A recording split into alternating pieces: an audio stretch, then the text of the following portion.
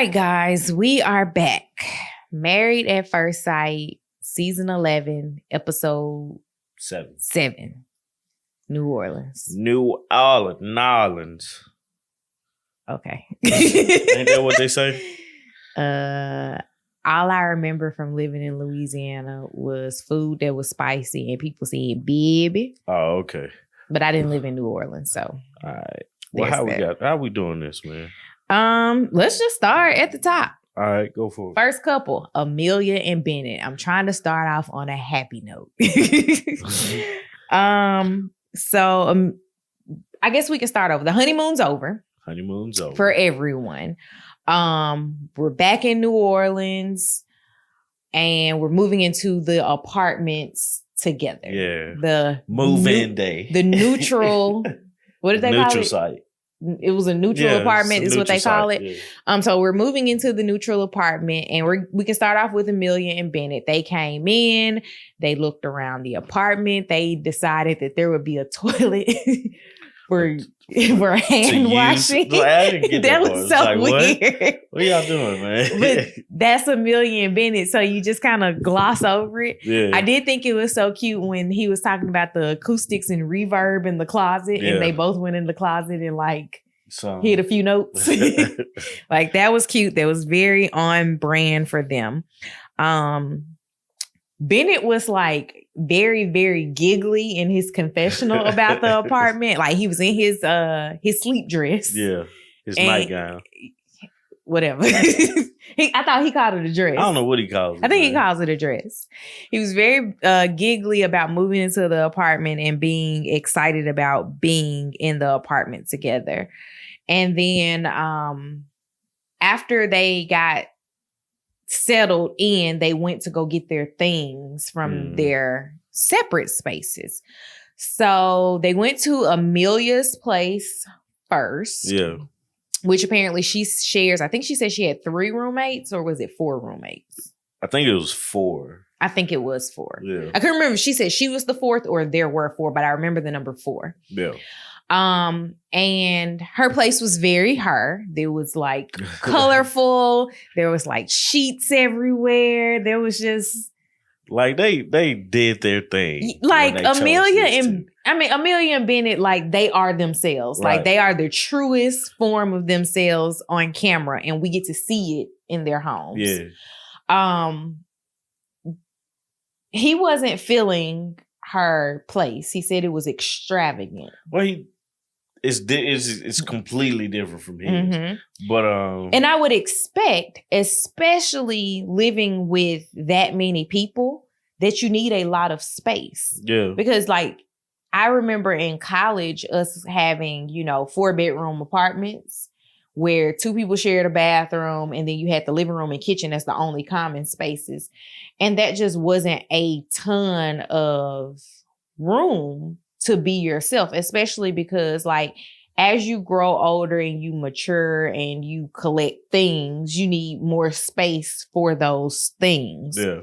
And so I know that for me, if I were in Amelia's shoes and going through medical school, I would want something nicer than just a small, tiny place to lay my head. This is where I'm going to spend all of my time, not in school, because you're doing a lot of studying. Yeah. So I would expect for it to at least be decent in that regard. Yeah. On the flip side, we go back to, before we go back to his house, I do know that he said that he couldn't believe she was homecoming queen. Yeah, I couldn't believe that was surprising to me too. But homecoming queen. But Amelia has a personality that says she could get people to vote for her. Yeah. But then it also makes you wonder how big was her school. Right. Because she said she also played every sport and she just wasn't good at all of them. She didn't give it the chance to be good. She didn't have the time to get good in any of them. So. And then from there they went to his house. And it's funny because on the walk up, she asked him about having a kitchen and a bathroom. And that's not something that I would ask somebody going into their home for the first time. I think she knew that he didn't have a kitchen and a bathroom. She had to have known. Because even in a studio apartment, you have a kitchen and a bathroom. Or maybe that she knew he built it. And she's trying to see if he knew how to do plumbing. Yeah. That still wouldn't cross my mind. But it's Amelia and Bennett. You're right. So. Okay. I digress. He did ask her to take off her shoes. Right. When she entered his tiny home. I thought that was cute because he's like, respect my space. Right. Right. But overall, she was like, they seemed like they got to get into understanding a little bit more about each other from being in each other's spaces. I think that they knew enough about each other going in because they do share some of the same friends. So they weren't completely polar opposites. And it's going to be easy to build their lives together because their lives have already intersected at this point. Yeah. To round out Amelia and Bennett, everyone got a visit from Pastor Cal. I always want to call him something else. I know his name is Cal, but I don't want to call him Pastor Cal. Yeah. But Pastor Cal came and visited. And I thought it was interesting that he didn't ask them about sex. I noticed that too. He didn't. He asked them about intimacy, but not about sex. And he asked another couple about sex. So I guess it's like, I feel like those are productions. He knows. He probably did ask them that, and it just didn't get answered. It probably did get answered, but it's. That's what I'm saying. It wasn't a big enough of an answer. Right. It wasn't the conversation. It was kind of like no, and then they went on because the other people had we had sex. And then it was a conversation afterwards. So that's probably what it was. During the conversation with Pastor Cal, they did discuss something that I thought was interesting. And I'm happy that they have come to a consensus about was children. Yeah. Bennett wanted only adopted children at one point. Amelia was like, I'm cool with adopting, but my parts work. I should at least birth my own kids. Yeah. And I feel her on that. So she was talking about her being the breadwinner, which is totally opposite from another couple that we'll get into later. She was okay with being the breadwinner and him being essentially a stay-at-home dad. Yeah, and he was okay with it. Like he was that's the thing. He was like, so I can write and take the kids to the park? Right. He was all go for it. So, and we found out he has a theater company because I think we've both been confused about what he does. Benny, you ain't got no job. Benny's Tommy. Tommy Strong. You got anything else for them? When they woke up that morning, someone asked someone, did you have any dreams? I remember that. The questions that they ask each other are so quirky. Yeah, I've never asked you, did you have any dreams? If you had a weird dream, you would tell me about it or I would tell you about it. But I never am just like, did you dream last night, Tommy? But I think that's cool. I think it's cute. It's definitely cute. And I think they did a wonderful job at picking these two together. So America's favorite couple, Amelia and Bennett. So next up, we've got Karen and Miles. I'm trying really hard with them. Man, hey, this week was a little progress though. They got to see each other's home. Not enough for me. I mean, like we opened a door at the very end of the episode, but the main thing was they got to see each other's home. It was funny when Karen went over to Miles' house. We already knew that Miles was a sneakerhead, but just to actually see his sneakers and the way he had them lined up and stuff, like she's a neat freak and he's like trying to be neat and trying to be clean. I guess for me, I wish, and this has nothing to do with like his amount of sneakers, I wish that he had them displayed better. Yeah, because definitely. if you're going to be a sneakerhead, I assume that like your shoes are like in these nice clear boxes that you got from the Container Store. And there's like, you could have like, I think it's, I can't remember which one of them it is because I don't know who was who, but Desus and Mero, when they do the live version of their show, like the quarantine edition, one of them has like all of these shoes like lined up on the wall behind them, like stacked up to the ceiling. And you can like go over and be like, okay, I want the red whatever's. And I don't know enough about shoes to even give you a name of a shoe. But I just thought his collection as a sneakerhead would be more set up like that. Everybody's different. So, I know. That's just what I thought would be. When you say that you like shoes, I just think that you protect them at all costs. You know, Karen went over there, was like kind of overwhelmed because she was trying to make sure, she was just basically trying to say that his house was dirty. She was trying to prove his dad right. Right. That's what it was. She wanted to prove that his dad was right. And I mean, Miles's home literally looks like what your bedroom looks like when you're about to pack to go on vacation. Yeah. Because like we take out all of these clothes, we lay them all out, we try to match up outfits. And of course I'm trying to take the least amount of shoes possible. He's like, let me figure out how to accessorize myself with my shoes. So yeah, I mean, stuff was going to be out of place. Yeah. I figured it. I'm going to go back to them first moving into the neutral space. He mentioned that this was a great space to put his Xbox. And I wanted to point that out because I'm married to a gamer. Yeah. Obviously. She didn't take that very well. Yeah, and that was something I noticed too. And I wrote down age is still bothering her. Mm-hmm. She admitted that in her confessional. Yeah. And I think that she equates playing video games with being childish. And you're older than her. Yeah. So I mean, I don't think it's childish. Exactly. That's what I'm saying. So it's not an age thing. I think Henry said it, but Henry was like, that's a way for him to play with his friends. Mm-hmm. I play with a lot of my friends because we're not all in the same city. And that's what he said. He was like, they moved away. Right. So we can't play together. So we play together on the game.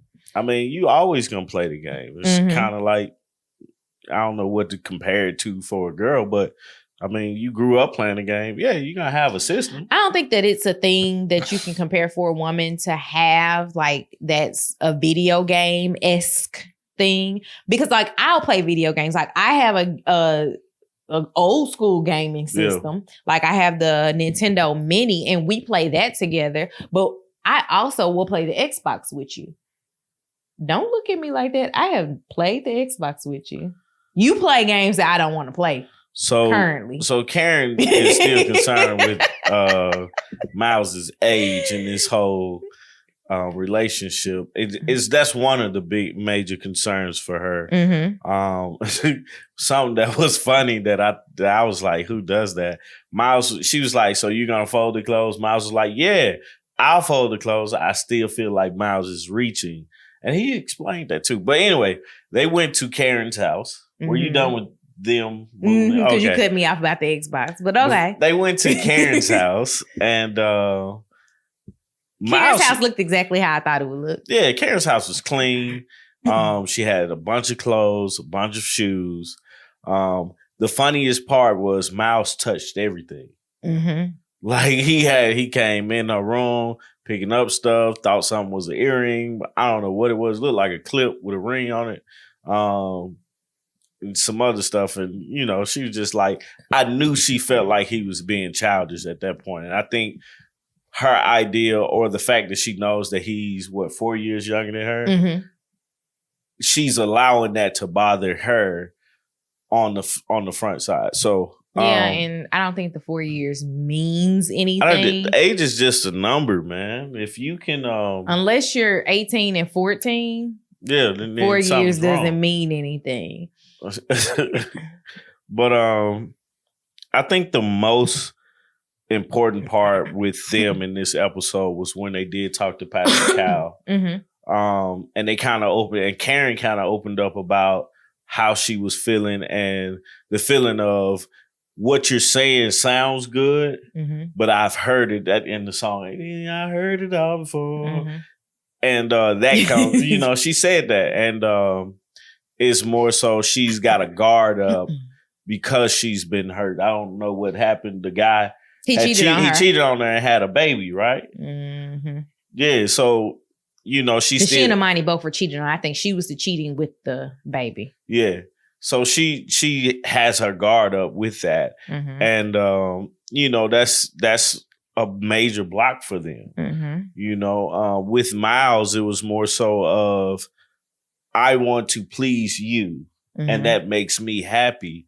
But what Pastor Cal pointed out, and which I was saying too, you have to know how to please yourself. You have to know what makes you happy. Yeah, Pastor Cal said you have to think about what you want, not what would make Karen happy. Like, you need to also focus on your happiness and like what you're hoping to gain from this relationship. Right.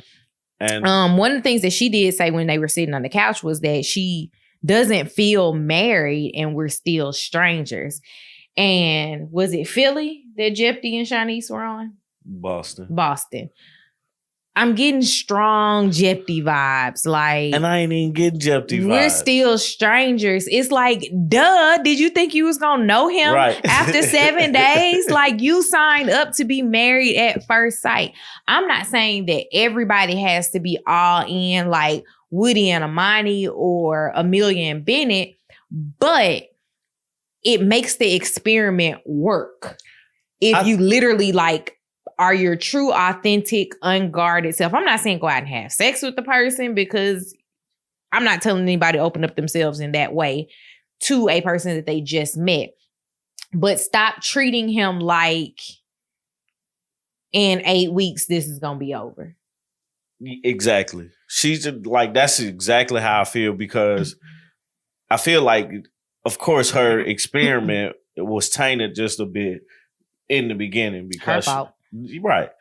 But the second thing is, I feel she's a lot closed off to him or guarded towards him. And that's why he overcompensates trying to make her happy, because he's not getting her authentic self. And so if he's trying to do all he can to make sure that this works, because like he's all in. Right. She's got a toe in. Right. And I mean, for all intents and purposes, that's not good.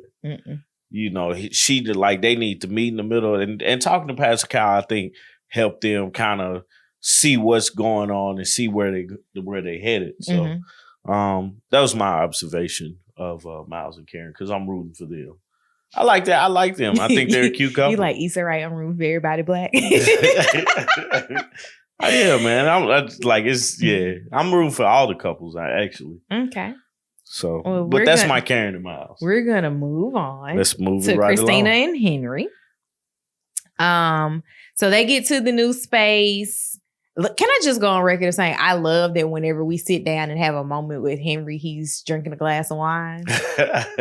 I aspire to be that level of classy. I need a glass of wine whenever someone's just waltzing into my home with a camera crew. They did talk about, I think that they weren't the only ones that mentioned it, but they were facing the pool.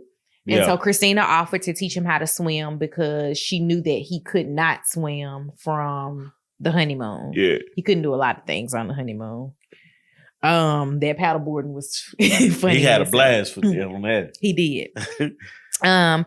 She did want to change up the location of the furniture in the house. She said the feng shui was off, which came down to just her telling him to move things. Yeah. He looked like he got tired of doing that. Did. It's like, leave me alone. He did look like that's where that wine came in handy.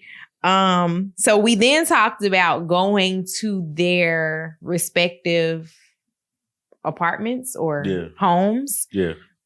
We didn't see Christina's home. I don't think she has one. Because she kept saying her things were in California. Yeah. But when she told him at the wedding where she lived, she described a roundabout general area. And he, like, even from that conversation, it sounded like he was just like, what? Right. I have no clue where that was. Yeah, like, is that even a neighborhood? That's how it came off. But all her stuff was in the car or in the storage, right? Most. Yeah. Because she said she still had a lot of things in California, and then she had the things that were in her vehicle. Why didn't she live with her mom? Would you go live with your mom? If I didn't have nowhere to live, yes. If I knew that... But she's always gone. That's the thing. If I knew that I was always gone, I would have a permanent address that when I come into town, that's where I go lay my head. Because it doesn't make sense. If she's always gone, it doesn't make sense, which is another question. It doesn't make sense for her to, lease an apartment. She's not going to be there. If she can get away with... Which is probably what she's doing. She probably has set herself up to work so much that when she does have downtime, she doesn't spend downtime in any one particular place. Right. And she's just like, oh, I got a week off. I'm going to go to Wisconsin. Right. Or I'm going to go to New York. Do not go to Wisconsin. I shouldn't have even said that, huh? Yeah. It's dangerous. They killing people. Anyway. But no, like, because her things were in California. And I know as a flight attendant, at least for Delta Airlines, and I'm assuming the other airlines are like that, you have a home base city that you always have to fly back into, even if that's not where you live. Yeah. So you would, like, say if Atlanta is your home city, you would have to fly back into Atlanta and then take a flight from there back to your actual home. Yeah. So maybe that's what it is. And she's just testing out New Orleans, or she found the casting. Maybe she found the casting call for New Orleans and they picked her up, but she truly lives in California. I'm always a conspiracy That could theorist. be true. But all speculation. She didn't have a place for Henry to go view.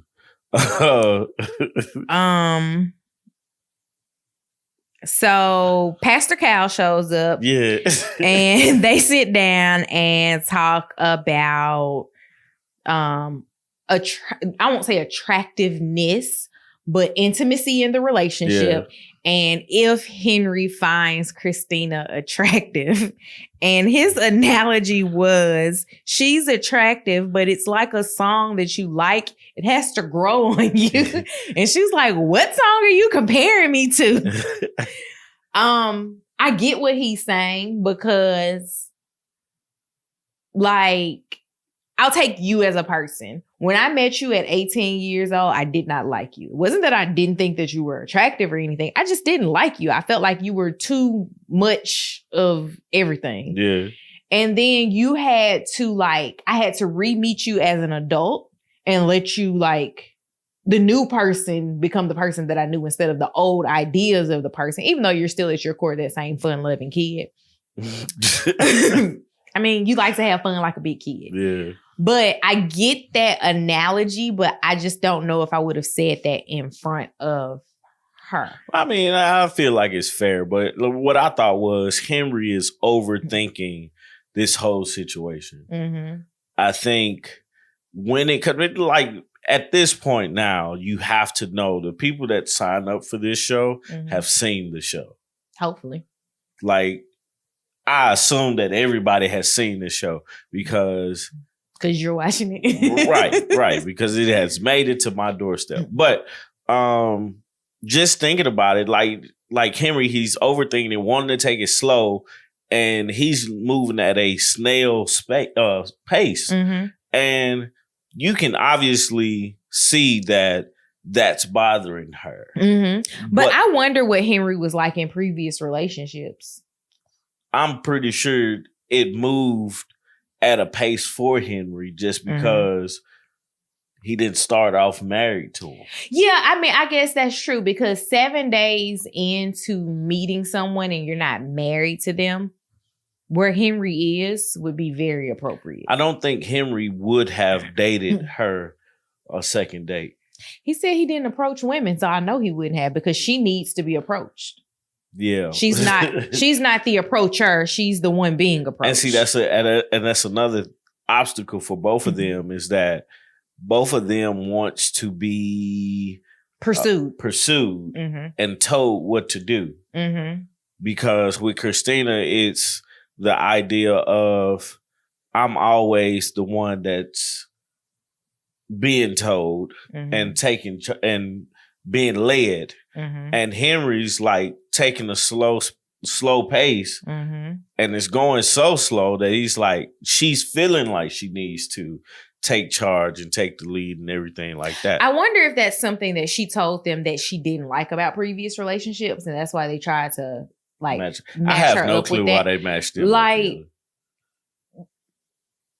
I guess it's like those personality assessments that you take for jobs, how they ask you the same question in totally different ways. Yeah.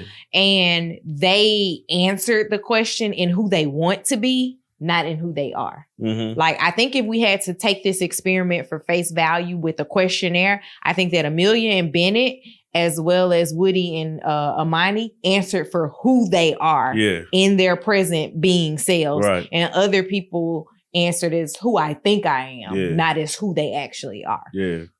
So I think that that's the issue with Christina and Henry and their matching. One last thing was that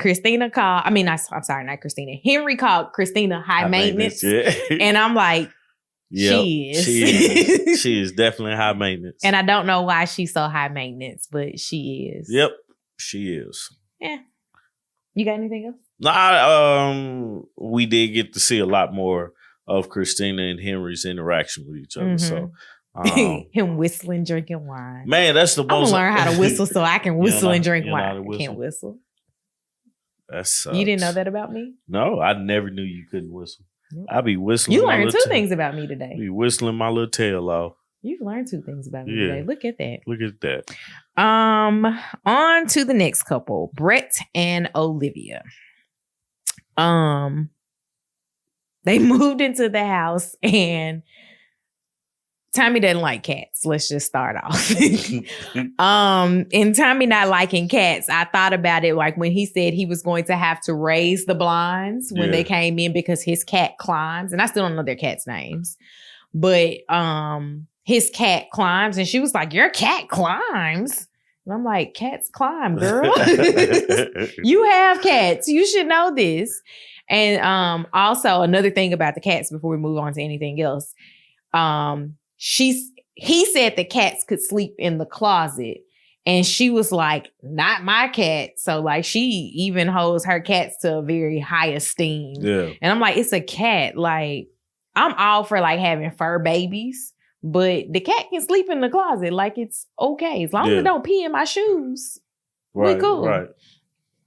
So they move into their place and then they go back in to see each other's spaces. I do not remember her house at all. I think I may have walked out of the room for something. Yeah. But they went into Brett's home and Olivia said his house wasn't decorated. And I was wondering what she meant by that. She also said it looked like a bachelor pad.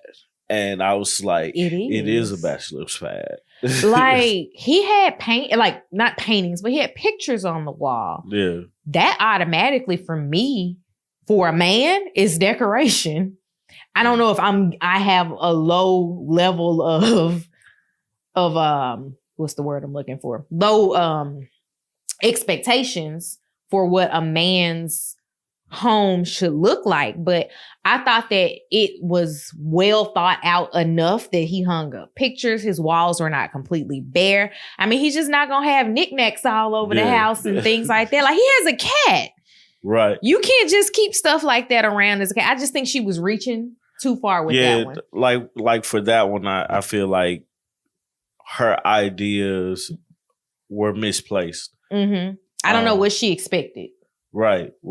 She definitely didn't think about what his situation was before they got married. Mm-hmm. Do you remember her house and what they said about it? I don't. Like, the one thing that I remember was her bathroom was very old. It had the pink tile and everything. It was like, it was the weirdest thing. But I mean, he liked it, but he probably didn't. She was renting. Mm-hmm. I did notice that she was renting it. He owns his home. He owns his home. So that was something that became a major point of contention when they sat down with Pastor Cal. Yeah. So we can just skip right on over to the Pastor Cal conversation. Pastor Cal asked them about their communication. They said that it was improving. Mm-hmm. I know that we're not there 24/7, but I'm worried about the word improving, because if that's improved. Like their communication, I do feel like it improved from last time we saw them, just because the fact that he woke up the next morning and apologized to her when they was on the honeymoon. And now, that's a very Artieka thing to do. What?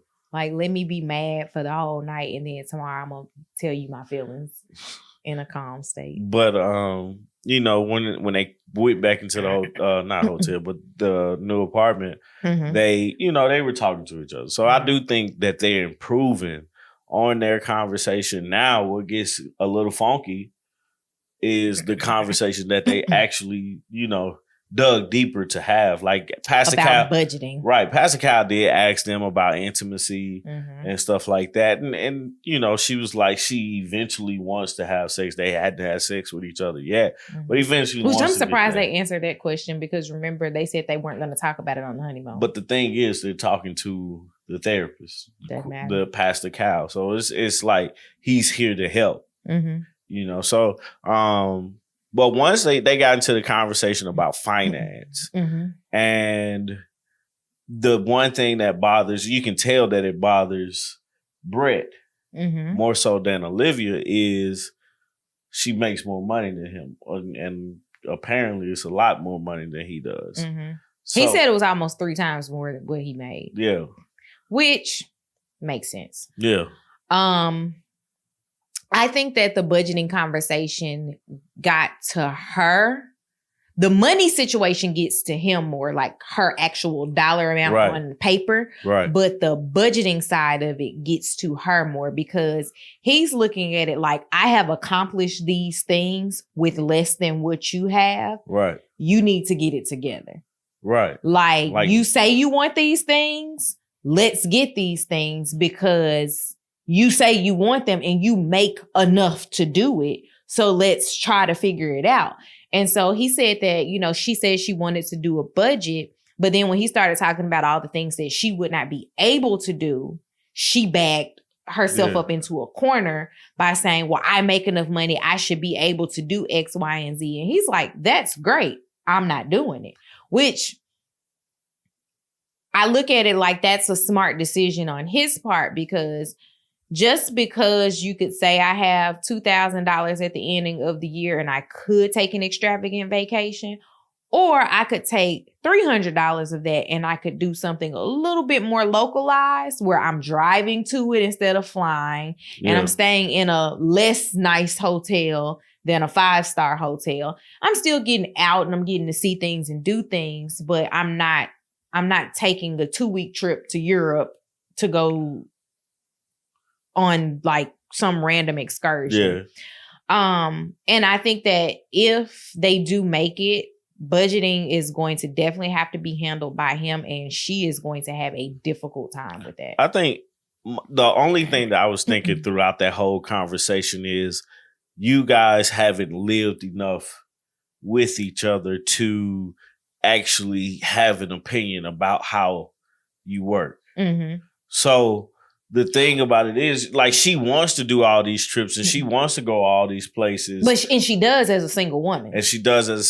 So now give it time to figure out how your life works now with your husband. I think when you also get to the point of merging finances, you have more money individually. Right. And I'm not saying go and get joint bank accounts, but you're not paying rent twice, electric bill twice. Like, you're not paying all of these bills. Like, so somebody, and it should be both people, get to save some money. So yes, then he could put the same amount of money that he was investing into his retirement. But let's just say maybe he has $500 or $600 or $800 more than what he would have. Yeah. And they can then plan a less expensive trip and do something that they both want to do. But I still feel like they both are putting the cart before the horse. Just because y'all haven't even experienced enough of each other to come to argue about not being able to go somewhere. Yeah. You know that and now y'all stuck in the house. How about that? you know that nobody wants us in their country. You know that you're able to do things and you know that you can save up to do certain things. Mm-hmm. So give it time to do that. And I mean, with the exception of our honeymoon, we've had to save to go on every trip that we've gone on, like out of the country or otherwise. Yeah. Like we plan out what we're going to do when we get there. And we have, of course, money for the incidentals, but that's part of the budget. It's saying, hey, we're going to the Bahamas this year. Once you say you're going to the Bahamas that year, let's find a hotel or a resort. Once you find that resort, let's look at plane tickets. Let's try to group it all together. Okay, it's going to cost us $2,000. How much do you have right now to put down as a deposit? Yeah. Let's work that out. So I think instead of living in the what if world, they need to like take a step back, look at planning out things together, and then go from there, which I think is basically what you said. That's exactly what I said. Cart before the horse. Yeah. You got anything else for them? No, that's it. Okay. And last but not least, Amani and Woody.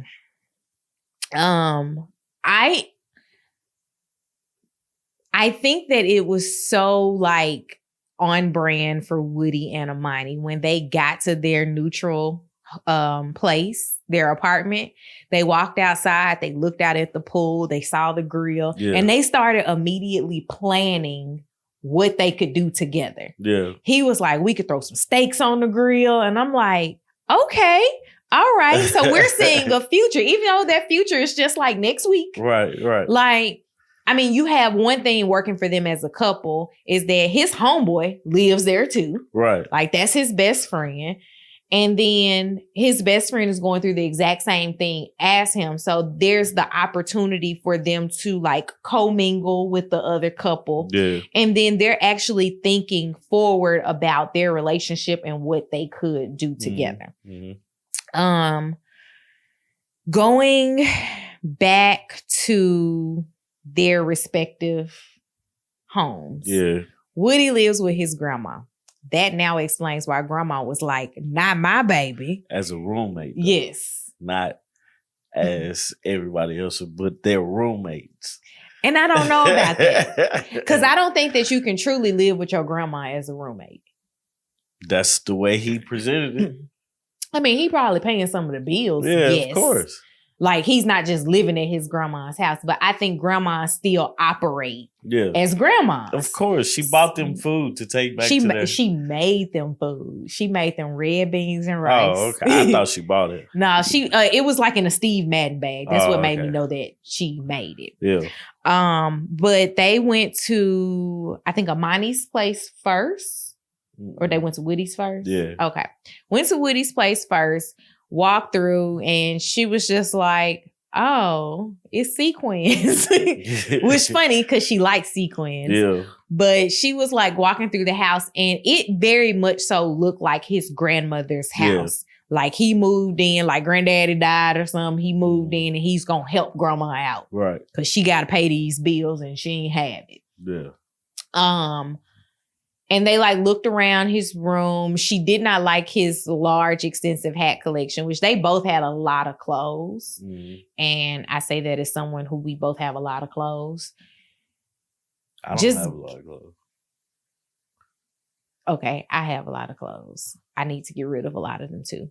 But they have a lot of things and they both, I think that they're going to have to downsize some things or get a place that has like his and her closets for the two of them. Because Woody is an accessorizer. Yeah. Like we see that, we know that. We just got to deal with the fact that Woody accessorizes things.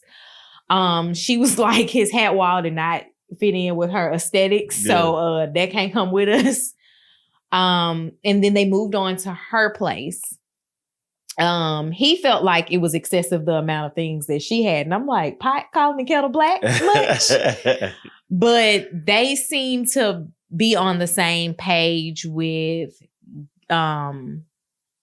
the space that was needed for the two of them and how they were going to continue to live together. I do worry that if he is helping his grandmother with bills and things of that nature, how that will be impacted because I'm sure Imani doesn't want to live with his grandma. For sure. There are some people that would be okay with that. I don't think that she would be that person. Yeah. What you got? We can jump into Pastor Cal. Yeah. They had the conversation about sex with Pastor Cal, which is pretty much all that you really could talk to them about, right? Because the communication's there. It was one thing. What's that? When they was talking about the analogy that Woody used for her. Oh, for her cutting her hair. Yeah. Like, I was like, that's stupid. He was like, don't surprise me with anything, which he could have explained it better. Yeah. And it would have saved a lot of time. Because the abortion thing still didn't go. I mean, I get what he was saying, but it didn't go right with that. If she cut her hair, that's her hair.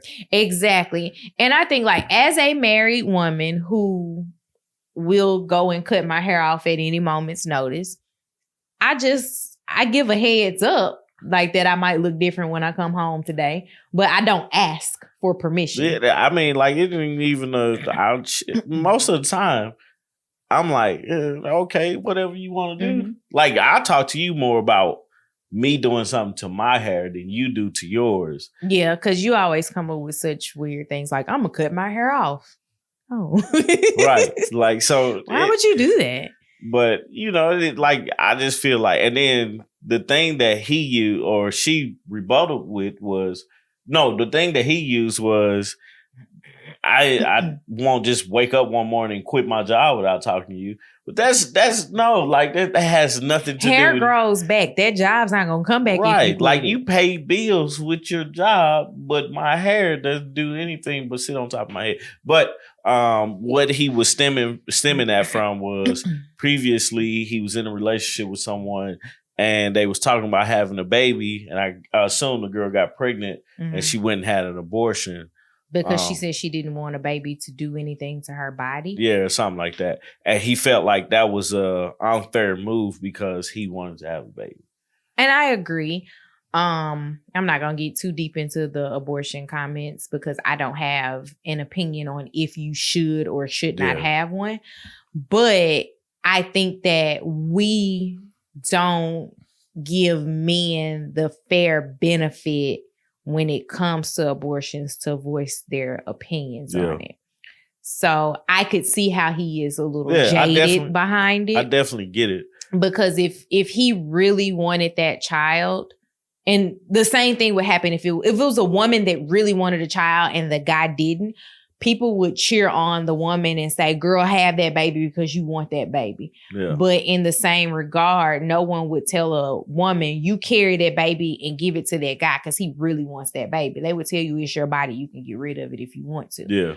So, I mean, I understand why he feels jaded, but I think that it was reaching to put the hair thing in that same conversation. Yeah, but that was the major thing. The other thing and it always comes up, is for Amani being afraid things are going to change. Mm-hmm.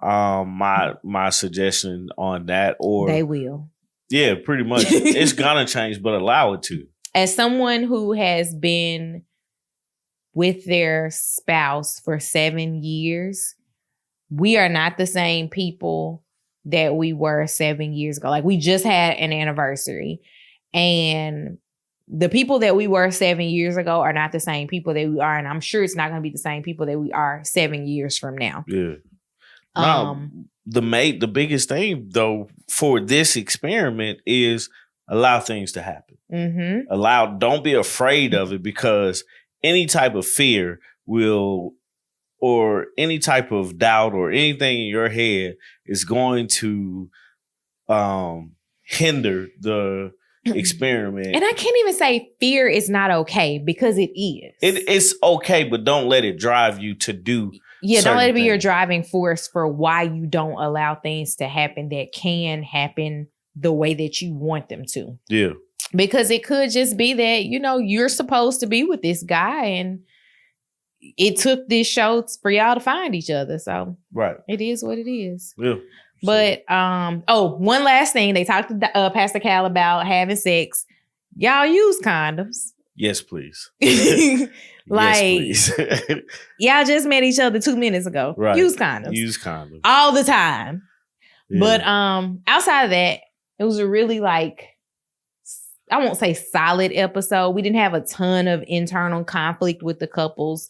But it was fun to like see them go back to their old places and invite their spouse into that life with them and just, you know, have fun. Join like their lives together and like start the after the honeymoon part, because the honeymoon will jade you. Yeah. It's all roses and peachy keen. For sure. You got anything else? Nope. All right. Well, guys, please like our channel, subscribe to the channel, comment down below. I love reading you guys' comments. Like, y'all really give us additional perspective that we hadn't thought about. And usually I'm the one replying back, but Tommy does give his input. So like the channel, subscribe to the channel, comment below, and please listen to our podcast, August Love Story. We put the visual episodes up the day before this comes out. So on Wednesdays, Married at First Sight Wednesdays, you get the podcast episode, and then you can watch Married at First Sight and then listen to our review the next day. That's all I got. All right, guys. Bye, y'all. Peace.